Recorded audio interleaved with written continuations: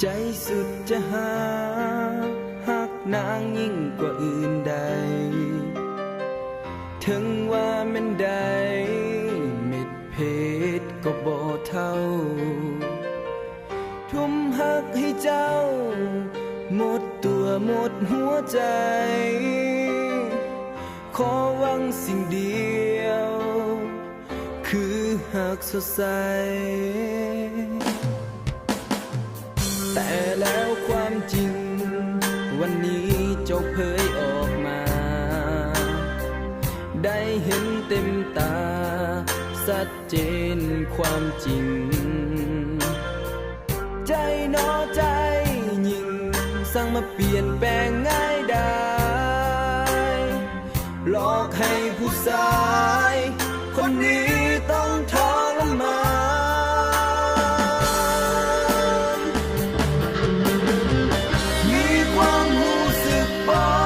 ใจนางหรือแกล้งท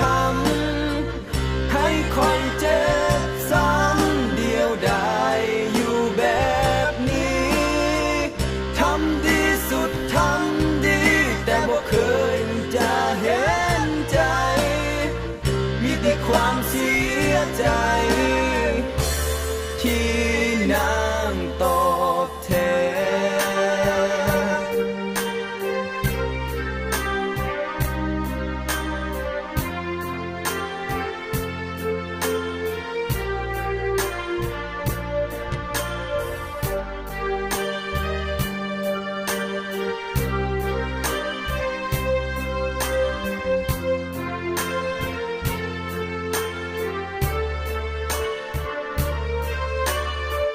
สิ้นสุดกันที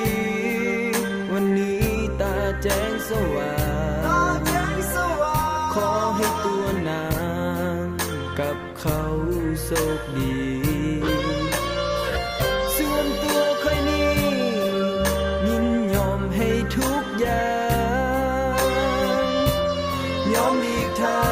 งถ้าเจ้าต้องการ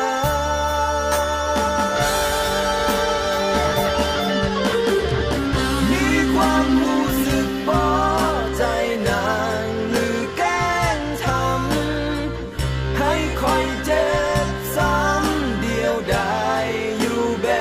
บนี้ทำดีสุดทำดีแต่บ่เคยจะเห็นใจมีแต่ความเสียใจที่นางตอบแท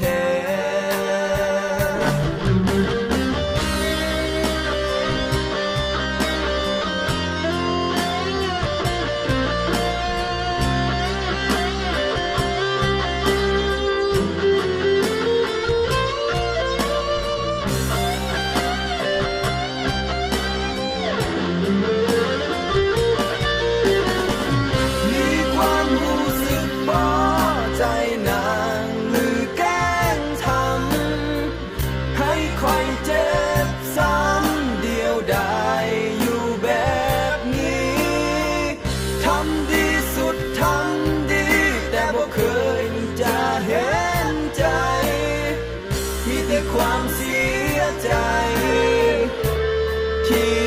นางตอบแทนมีความรู้สึกบ่ใจนางหรือแกล้งทำให้คอยเจ็บซ้ำเดียวดายอยู่แบบนี้ทำดีสุดทำดีแต่บ่เคยจะเห็นใจมีแต่ความเสียใจ